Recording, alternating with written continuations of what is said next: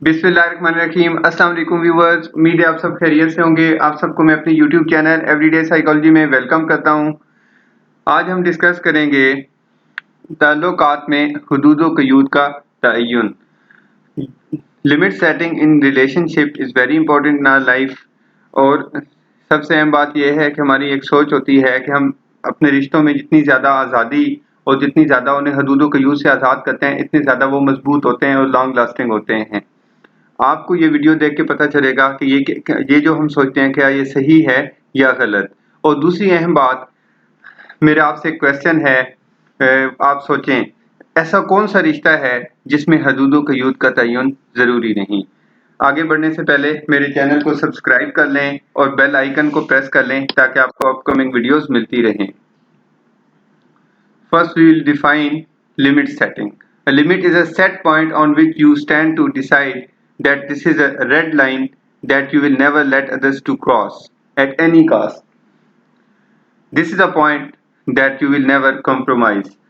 तो आसान लफ्ज़ों में आपने अपनी लाइफ में एक स्टैंडर्ड मेंटेन किया है कि ये मेरी लिमिट्स हैं, इन लिमिट्स से आगे ना मैंने खुद क्रॉस करना है ना मैंने दूसरे को क्रॉस करने देना है। और जब हम लिमिट सेटिंग करते हैं उसके लॉन्ग लास्टिंग इंटरपर्सनल उससे बैलेंस क्रिएट होता है, long lasting interpersonal relationship create होते हैं। और जब failure to limit setting creates fault line in relationships. जब आप जो लिमिट सेटिंग नहीं करते तो मोस्टली रिलेशनशिप में आपकी फॉल्ट लाइन या गलतफहमियां पैदा होती हैं और बाद में वो ज़्यादा एक्सप्लॉइट हो जाती हैं और बाद में आपके रिलेशन ब्रेक होते हैं स्ट्रांग होने की बजाय। अब हम आगे देखेंगे कि किन किन रिश्तों में, किन किन रिलेशनशिप्स में हमें ज़रूरी है कि हम लिमिट सेट करें।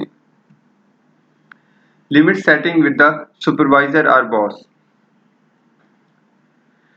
आमतौर पे कहते हैं कि जो सबऑर्डिनेट सुपरवाइजर का रिश्ता है वो ऐसे ही होता है जैसे एक आतिश परस्त आतिश की पूजा करता है। अब वो है ये कि न वो उसके करीब जा सकता है, बहुत ज्यादा करीब जाएगा तो वो उसको जला के राख कर देगा, और बहुत ज्यादा दूर रहेगा तो वो उसकी परस्तिश कैसे करेगा। तो इसमें बड़ी बैलेंस्ड अप्रोच। और शेख सादी ने कहा है कि बादशाहों से ताल्लुक का जितने बड़े फायदे होते हैं इतने बड़े नुकसान भी होते हैं। फायदे ऐसे होते हैं कि वो अगर उनका अच्छा मूड हो तो वो आपको नवाज दें, और अगर बुरा मूड हो तो वो आपकी जिंदगी के लिए खतरा है। तो इसलिए ये जो सुपरवाइजर सुपरवाइजर सुपरवाइजर जो है उसके साथ आपके जो रिलेशनशिप होते हैं वो बहुत बैलेंस्ड होना चाहिए। उसमें जो बेसिकली और इनकी जो नेचर होती है वो वेरिएबल होती है। जाहिर है आपका जैसे जैसे इंटरेक्शन रहता है उस तरह से इसकी इसकी नेचर चेंज होती रहती है। और अहम बात, जब जो ये बेसिकली जो सुपरवाइजर सबऑर्डिनेट रिलेशनशिप है बहुत फॉर्मल रिलेशनशिप है जिसमें दोनों तरफ से इंटरेस्ट सेटिस्फाइड होते हैं, यानी सबऑर्डिनेट्स के भी और सुपरवाइजर के लिए भी। और मोर स्पेसिफिकली सुपरवाइजर के जब भी इंटरेस्ट से आपका क्लैश होगा वो आपके अगेंस्ट हो जाएगा। आप अक्सर लोगों को कहते सुनेंगे कि मेरे तो अपने बॉस के साथ बड़ी दोस्ती है। तो वो जिनकी दोस्ती होती है उनको चाहे वक्ती तौर पर फायदा ज्यादा मिल रहा होता है, लेकिन जब अगर उनको नुकसान भी हो तो बहुत ज्यादा होता है। तो सुपरवाइजर के साथ पर्सनल इंटरेक्शन की बजाय सजेस्ट करते हैं इंडस्ट्रियल ऑर्गेनाइजेशनल साइकोलॉजिस्ट कि उसके साथ प्रोफेशनल इंटरेक्शन को प्रेफर करना चाहिए। वो ज़्यादा प्रोफेशनल साउंड भी करते हैं और ज़्यादा ऑर्गेनाइजेशंस के लिए, ऑर्गेनाइजेशनल सिटीजनशिप बिहेवियर के लिए अप्रोप्रिएट भी है कि आप पर्सनल इंटरेक्शन के ऊपर अपने प्रोफेशनल इंटरेक्शन को प्रेफर करें। ये नहीं तो ये जैसे आपके सामने एनिमेशन है, फिर ये जब सुपरवाइजर गुस्से में आता है तो फिर ऐसे बंदा ऊपर उछल के पड़ता है। तो ये आपने अपने सुपरवाइजर और बॉस के साथ अपने रिलेशंस की लिमिट, वो अगर आपको स्पेस दे भी तो आपने नहीं, ये आपने अपना राइट नहीं समझ लेना कि जी अब मैं जो मर्जी बात कर लूं, मैं जो मर्जी कह लूं तो मेरी सारी चीजों को, क्योंकि जो एब्सोल्यूट पावर करप्ट्स एब्सोल्यूटली। तो ये जो पावर के डायनामिक्स हैं ये बड़े अनप्रिडिक्टेबल होते हैं। इसलिए set limits with your boss और supervisor. Limit setting with colleagues और कोवर्कर्स। दो तरह के एम्प्लॉइज को जब इंटरव्यू किया गया, एक वो जिन्होंने ऑर्गेनाइजेशनल पॉलिटिक्स फेस की थी स्ट्रेंजर से या नॉन फ्रेंड से जो उनके दोस्त नहीं थे ऑर्गेनाइजेशन में, और एक जिन्होंने ऑर्गेनाइजेशनल पॉलिटिक्स फेस की थी उन लोगों से जो एक वक्त में उनके दोस्त थे और बाद में वो उनके इंटरेस्ट में क्लैश हुआ और वो उनके अगेंस्ट हो गए। तो जो जिनके दोस्त थे उन्होंने हार्ड पॉलिटिकल टैक्टिक्स यूज किए और जिनके दोस्त नहीं थे उन्होंने सॉफ्ट पॉलिटिकल टैक्टिक्स यूज किए। तो इसका मतलब ये हुआ कि जब एक बड़ी फेमस कोट है, are enemies split from our friends. जो आपको जानता नहीं है वो तो आपके बारे में कोई परसेप्शन ही नहीं रखता। आपके अगेंस्ट या आपके फेवर में तो वो हो सकता है जो आपको जानता है। एटीट्यूड फॉर्म ही तब होता है जब इंटरेक्शन हो। तो वो आपके बारे में कोई पॉजिटिव या नेगेटिव एटीट्यूड रखता है। तो ये जब दोस्त जो हैं कन्वर्ट होते हैं, हमारे अगेंस्ट हो जाते हैं जब, तो उनसे हमें ज्यादा नुकसान होता है as compared to those who are not known to us, those who are stranger first. तो इसमें एक बड़ा हमारी एक मिसपरसेप्शन है। फ्रेंड्स, कलीग्स नॉट फ्रेंड्स, बड़ा अच्छा वर्ड है इसके लिए, कोवर्कर्स। जब आप जिनके साथ आप काम करते हैं वो एक फॉर्मल सेटअप होता है, वो उन वहां पे आपने बेसिकली एक कॉन्सेप्ट है वर्क फैमिली कॉन्फ्लिक्ट। और वर्क फैमिली कॉन्फ्लिक्ट में स्ट्रेन बेस्ड कॉन्फ्लिक्ट ये होता है कि आपकी फैमिली में जब कोई प्रॉब्लम होता है तो वो आपके वर्क पे इफेक्ट करता है, जब आपके वर्क पे होता है तो उसका आपकी फैमिली पे इम्पैक्ट होता है। तो होता ये है कि कुछ लोग वहां पे अपनी फ्रेंडशिप्स डेवलप करते हैं वर्क सेटिंग में, उनसे अपनी पर्सनल लाइफ, अपने पर्सनल सीक्रेट्स शेयर करते हैं। और जब उनके साथ प्रॉब्लम होती है वर्क सेटिंग पे तो उनकी पर्सनल लाइफ भी डिस्टर्ब हो जाती है। मुझे एक कुलीग का जो वाकया है जो मैं आपसे शेयर करना चाहता हूँ। वो उनके आपस में, दो मेरी कुलीग्स थी, उनके आपस में लड़ाई हो गई। तो वो, क्योंकि एक दूसरे हमें तो नहीं पता था, लेकिन वो दोनों एक दूसरे की पर्सनल लाइफ भी जानती थी। तो जब लड़ाई हुई तो एक ने दूसरे को कहा कि ये तो, इसकी तो डिवोर्स हो गई थी, ये तो कंप्लीट फेलियर है, कंप्लीट फेलियर है ये। वो कहती she is a complete failure in personal and professional life. अब अगर उसने लिमिट सेट की होती अपनी वर्क सेटिंग पे और उनको as a colleagues, good coworkers, ये भी बड़ा अच्छा रिश्ता है, रिलेशन है। हम बेसिकली, हमारे यहाँ प्रॉब्लम ये है कि हम अपने ओरिजिनल रिलेशंस को मेंटेन नहीं करते और आगे बढ़ने की कोशिश करते हैं। एक अच्छा कोवर्कर और अच्छा कुलीग होना और पॉजिटिव को एग्जिस्टेंस एक बहुत अच्छा रिलेशनशिप है, बजाय इसके कि आप फ्रेंडशिप बनाएं और वो कुलीग्स वाले काम से भी जाएं। कोवर्क करना जो है ना, उससे भी पॉजिटिव को एग्जिस्टेंस भी ना रहे, ऑर्गेनाइजेशनल सिविलिटी ही ना रहे आप में। तो कहने की बात ये है कि ये अच्छा, वो फिर उसने कह दिया कि ये तो she is a complete failure. तो ये कब होता है? जब आप अपनी पर्सनल लाइफ को आके अपने प्रोफेशनल फ्रेंड से शेयर करते हैं। तो हमें इसमें एक वर्क लाइफ बैलेंस क्रिएट करना है, यानी जो हमारी पर्सनल लाइफ है वो हमारी प्रोफेशनल जो इंटरेक्शन है, जो प्रोफेशनल लाइफ है, उससे स्प्लिट होनी चाहिए, वो अलग होनी चाहिए और ये अलग होनी चाहिए। नहीं तो फिर आपके स्ट्रेसर जो है वो मल्टीप्लाई होते हैं। तो instead of treating your colleagues और coworkers as friends, they should be just treated as coworkers. तो ये अपना थोड़ा सा स्कीमा चेंज कर लें कि वो कोवर्कर्स होते हैं जो मिलके काम करते हैं और उसमें थोड़े से इनफॉर्मल हमारे इंटरेक्शंस भी बन जाते हैं, लेकिन स्टिल दे आर कलीग्स। क्योंकि देखें, आप कंपटीशन होता है, उसमें प्रोफेशनल जेलसी होती है। तो जब आपके इंटरेस्ट का क्लैश होता है तो आपके रिलेशनशिप डिस्टर्ब हो जाते हैं, और जब डिस्टर्ब होते हैं तो आप उस वक्त बहुत डिस्टर्ब होते हैं जब आपने अपनी पर्सनल लाइफ भी उनसे शेयर की हुई हो। तो ये आप लिमिट सेट करें, अपने कुलीग्स को as good colleagues, good coworkers treat करें, not as friends. Limit setting among couples. अब जो बेसिकली डिवोर्स्ड कपल्स को जब इंटरव्यू किया गया तो उसमें दो ग्रुप थे। एक तो वो था जो कहते थे कि जी हमारे यहाँ तो हमारी जो अंडरस्टैंडिंग नहीं थी और हमारी पर्सनैलिटी, हमारी कंपेटिबिलिटी नहीं थी हमारी पर्सनैलिटीज में। दूसरा ग्रुप इंटरेस्टिंगली वो भी है जो कहते हैं तो हम तो फ्रेंड्स थे। अब ये बड़ी हैरान कुन बात है सोशल साइंटिस्ट के लिए कि वो पहले ग्रुप की तो समझ आती है, दूसरे की नहीं आती। एक वक्त था वो लोग जिन्हें हम पुराने जमाने के लोग कहते हैं, वो कहते थे कि जी ये बेसिकली अदब का रिश्ता है और ये बेसिकली निभाना होता है। वक्त चेंज कर होता गया, फिर मॉडर्न सिविलाइजेशन आ गई, फिर अब पोस्ट मॉडर्न सिविलाइजेशन आ गई। तो लोगों की वैल्यूज, उनके जो रिलेशंस, उन रिलेशन से रिलेटेड उनके स्कीमा, सारा सब कुछ चेंज हो गया। लेकिन अगर आप इन इन रिलेशंस में भी प्रॉपर लिमिट सेट करते हैं और जो चीजें हैं वो बेसिकली अगर आप सही लेके चलते हैं, यानी कि प्रॉपर उनको, आपका सेल्फ डिस्क्लोजर एप्रोप्रिएट होना चाहिए, आपका लेवल ऑफ ट्रस्ट जो है वो एप्रोप्रिएट होना चाहिए, और उसके बाद आपको जो सेल्फ सेक्रीफाइस है उसकी कोई लिमिट सेट होनी चाहिए। आपको हमेशा सेल्फ सेक्रीफाइस नहीं होना चाहिए।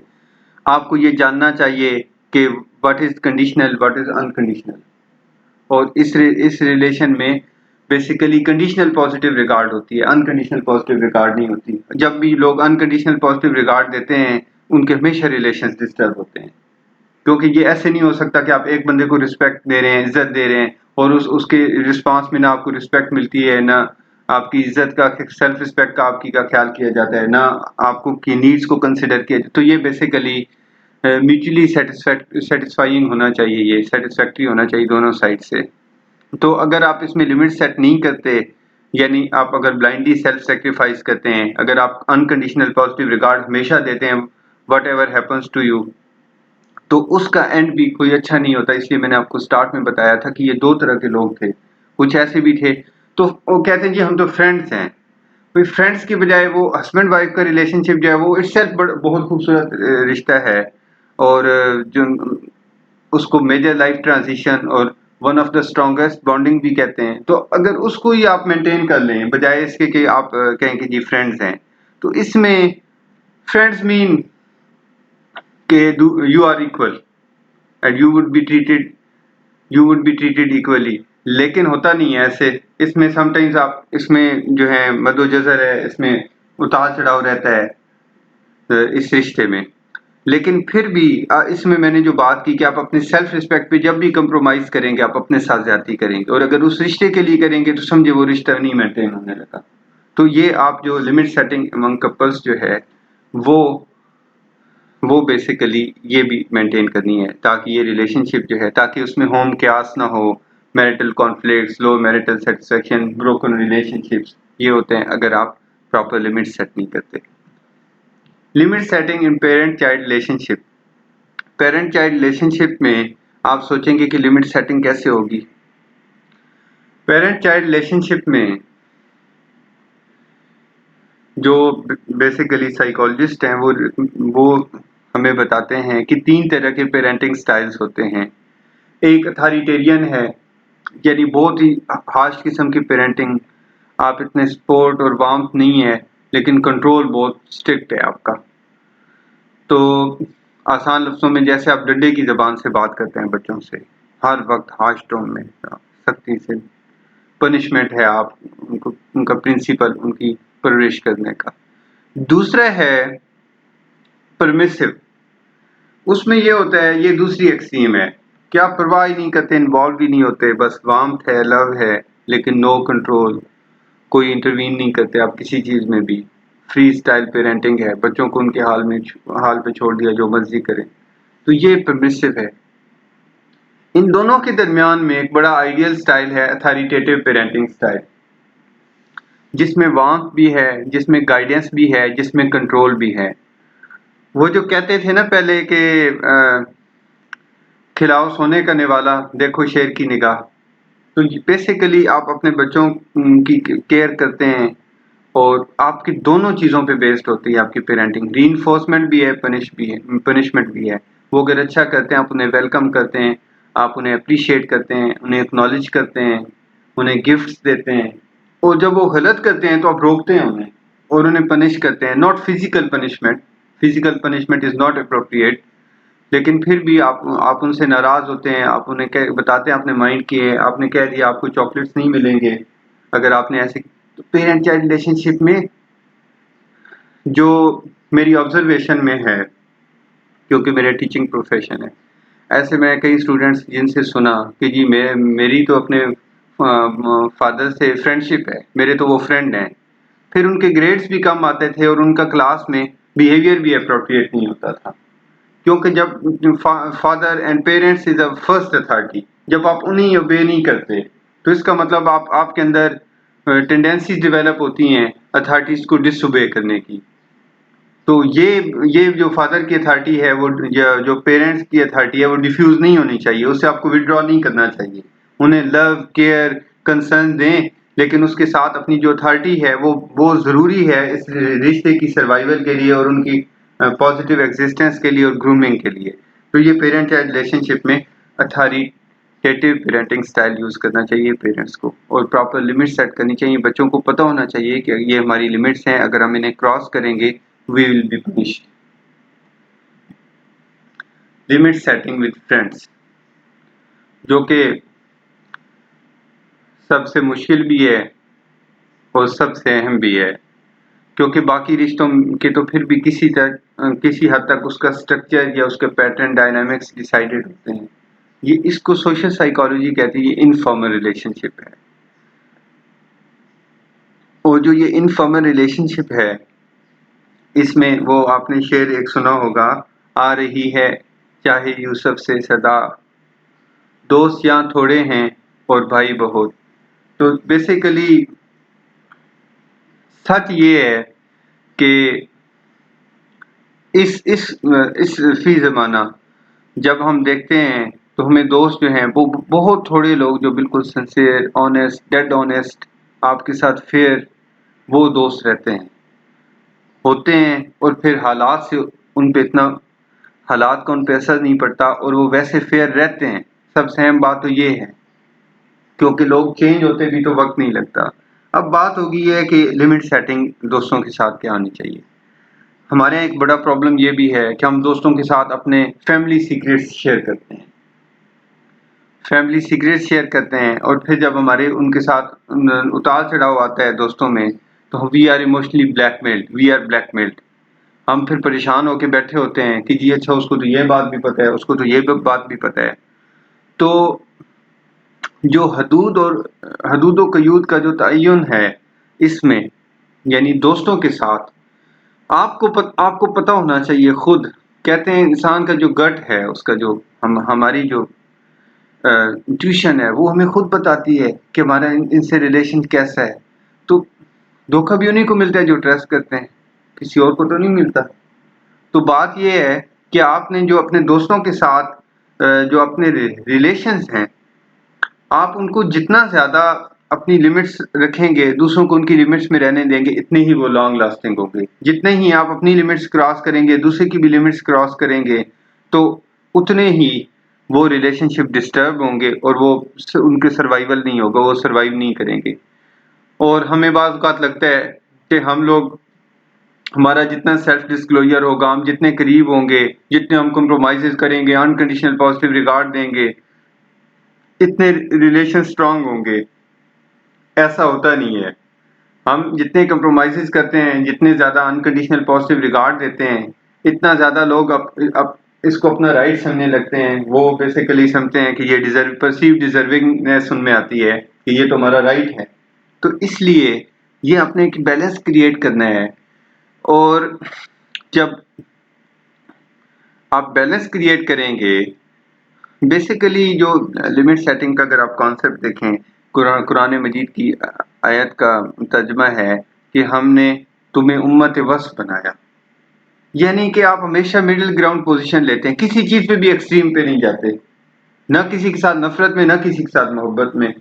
तो इसलिए ये जो दोस्तों और दुनिया के बहुत कामयाब, बड़े बड़े कामयाब लोगों की एक क्वालिटी ये भी थी कि उनके दोस्त और दोस्तों के साथ दोस्ती का रिश्ता बहुत जबरदस्त था, और वो बड़ी ज़बरदस्त उन्होंने लिमिट सेट की थी।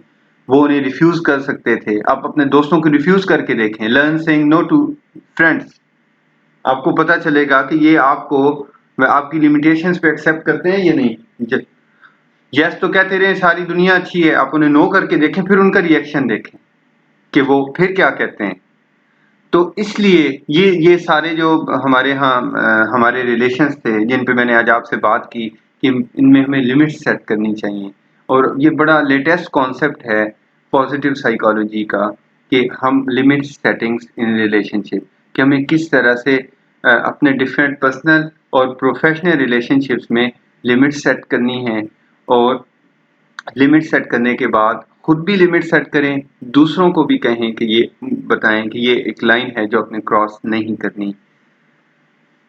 उम्मीद है आपको बहुत फ़ायदा हुआ होगा इसका, ये जो सब आपने सुना। अपना बहुत सारा ख्याल रखिएगा। अल्लाह हाफ़िज़।